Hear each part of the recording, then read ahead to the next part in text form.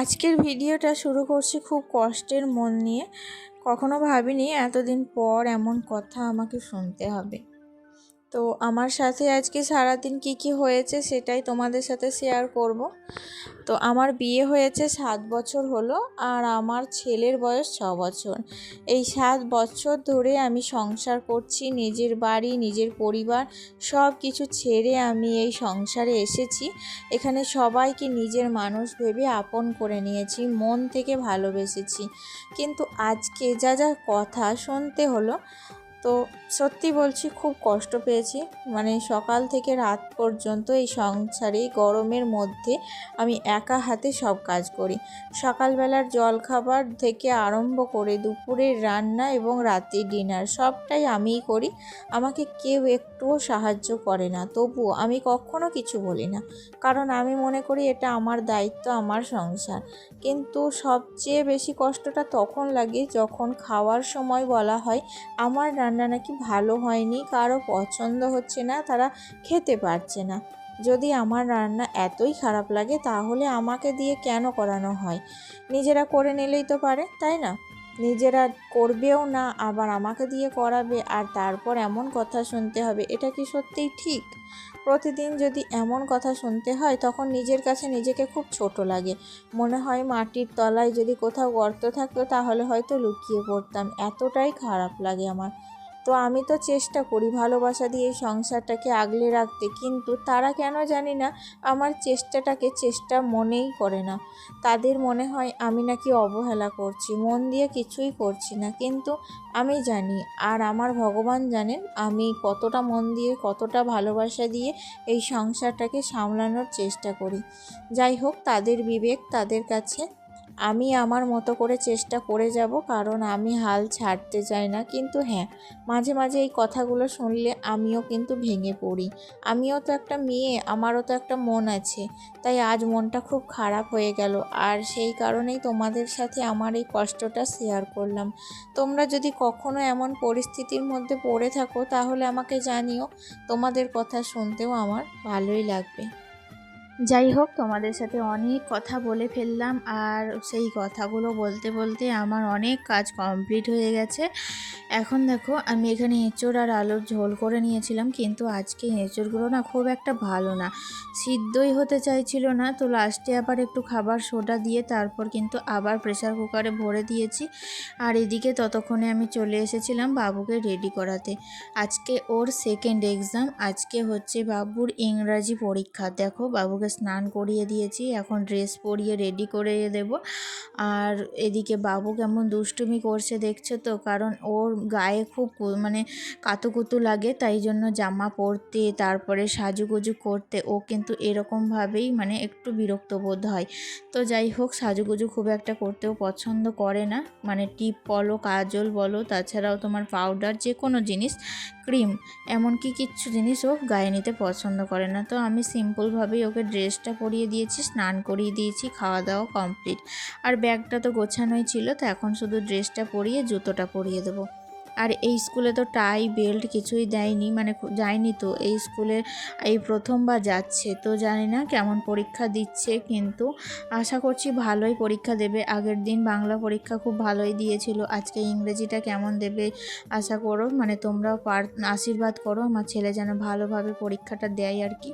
তো যাই হোক, এদিকে দেখো রেডি করিয়ে দিয়েছি। ওর বাবা খুব তাড়াহুড়ো করছিল, পরীক্ষা শুরু হবে 11:30 থেকে, আর এখন ঘড়িতে বাজে ওই 11:15 মতো, মানে তাড়াতাড়ি করে যাবে এই আর কি। তাড়াতাড়ি করে ওকে রেডি করিয়ে দিলাম, কিন্তু কি বলবো, ছোট ছেলেকে রেডি করাতে একটু তো সময় লাগবেই।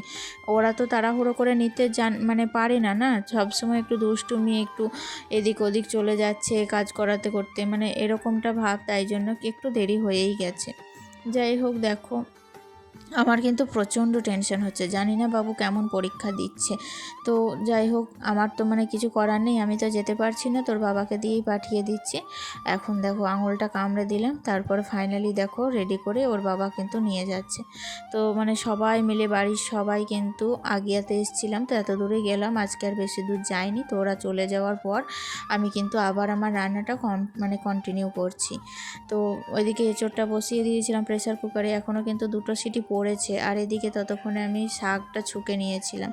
তো তারপরেই দেখো চলে এসেছি আবারও বেডরুমে কিন্তু আমার মানে একটু মোছামুছির কাজ ছিল, ঝড় বৃষ্টি হচ্ছে তো, আর জানলাটা তো একটু নিচে, তো মাটির দিকে মানে আছে, মানে একটু মাটিটা ছুঁই বাইরের দিকটা, তাই জন্য বৃষ্টি যখনই পড়ে বৃষ্টির জলের ওই ছাট পেয়ে না জানলাগুলোতে কাদা মাটি এগুলোর একটু ছিটে পড়ে যায়। তাই জন্য এই কয়েকটা দিন প্রতিদিনই আমাকে জানলাটা মুছতে হচ্ছে, নয়তো কাঠের দরজাগুলো না একটু রুই পোকা লেগে গেলে তখন জানলাটা খারাপ হয়ে যেতে পারে। আর যেটা বলছিলাম আমার রান্না নিয়ে, তো আমার রান্নাটা খুব একটা ভালো না জানো তো। তো আমাদের ওদিকে মানে বাবার বাড়ির সাইডে যেরকমভাবে ছোট থেকে রান্না মাদের ঠাকুমাদের কাছে শিখে এসেছি, সেরকমভাবেই রান্না প্রথম এখানে করতাম। তো তাদের কিন্তু পছন্দ হতো না, তো আমি মানে শাশুড়ির কাছে অনেকটা মানে রান্না শিখেছি। শাশুড়ি কোনো দিন এমনিতেও আমাকে হাতে ধরে শিখিয়ে দেয়নি, তবুও আমি নিজের আগ্রহ থেকেই শিখেছি যে আমাকে যখন রান্নাটা করতে হবে নিশ্চয়ই তারা যেন খেতে পারে, সেই ভেবেই রান্নাবান্নাটা করতাম আর কি। তো তারা যেভাবে রান্নাটা করে ঠিক সেই পদ্ধতিতেই কিন্তু আমি রান্নাটা করার চেষ্টা করি, তবুও জানি না কেন তাদের মনের মতো হয়ে উঠতে পারে না। তো যাই হোক, আমাকে রান্নাটাও তো করতেই হবে, এবার তো আমি ছাড়া রান্না করার কেউ নেই। তো রান্না যখন আমাকে করতেই হবে তখন এবার আমার মানে কমেন্টও খারাপ শুনতে একটুও ভালো লাগে না। তো কি করব, সব কিছু মুখ বুজে সহ্য করে সেই আমাকে প্রতিদিন রান্নাও করতে হবে এবং ওদের সেই বাজে কমেন্টগুলো আমাকে সহ্য করতেই হবে।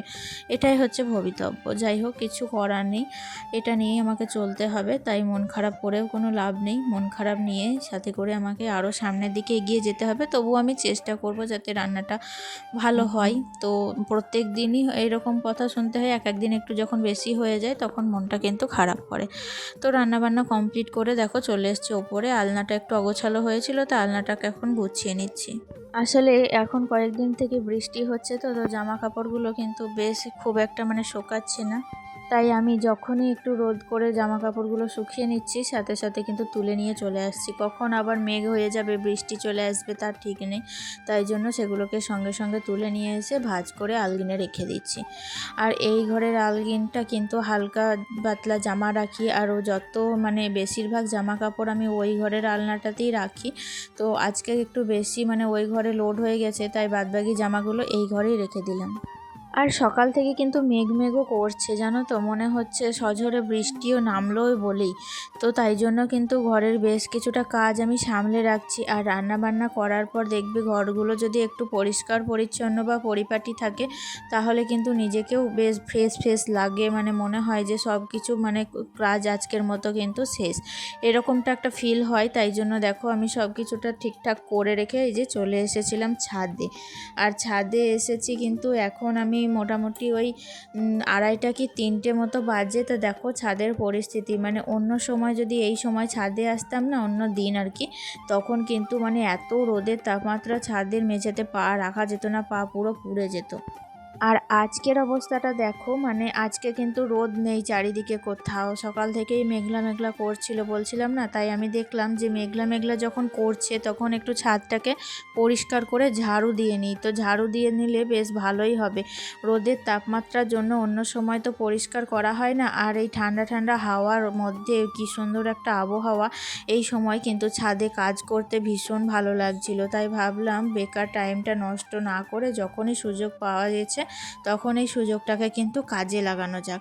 তবুও মানে হাতে বেশি সময় ছিল না, একটু তাড়াহুড়োর মধ্যেই ঝাড়ুটা দিচ্ছিলাম, কারণ মনে হচ্ছিল যে এক্ষুনি বোধহয় বৃষ্টি নামলো বলেই, কারণ প্রচুর পরিমাণে আকাশে মেঘ ও গর্জন করছিল। তাই জন্য ভয়ও করছিল, কারণ এখানে মোবাইল নিয়ে স্ট্যান্ড চালিয়ে ভিডিও করছিলাম, তখন যদি এবার ধরো মেঘ ডাকে তো বিদ্যুৎ চমকাচ্ছে, তাই মনের মধ্যে একটু ভয় করছিল। তাই আর তাড়াহুড়োর মধ্যে দেখো গোজাগুলো জড়ো করেই রেখে দিয়েছিলাম, গোজাগুলো কিন্তু আর ফেলা হয়নি। এবার তোমাদের চলো দেখাই চারপাশটা কেমন মেঘ উঠেছে। এই যে দেখতে পাচ্ছ চারপাশটা কিন্তু একেবারে মনে হচ্ছে যে সন্ধে নেমে গেছে, এতটাই কালো হয়ে মেঘ উঠেছে। আর একটু কিন্তু হাওয়াও বইছিল। আর আজকে আমার বাগানে দুটো নতুন অতিথি হচ্ছে। দেখো এগুলো হচ্ছে তোমাদের সাথে করবী ফুল, মানে আগের বছরই লাগিয়েছিলাম, তো কয়েকটা দিন হলো ফুলগুলো ফুটতে শুরু করে দিয়েছে। তো চলো বন্ধুরা, তাহলে এখন তো ছাদ থেকে আমাকে যেতে হবে, কারণ প্রচুর মেঘ ডাকছে আর কিন্তু ছাদে থাকাই যাবে না। তো যেমন বলা অমনি দেখো তাড়াতাড়ি নিচেও চলে এসেছিলাম, আর যেই এসেছিলাম অমনি কিন্তু বৃষ্টি আরম্ভ হয়েছিল। তো প্রায় সারা বিকেলটা জুড়েই বৃষ্টি হয়েছে, সারা বিকেলটা কারেন্টও ছিল না। আর এখন চলে এসেছি আমি সন্ধেবেলায় রাত্রের খাবার করতে।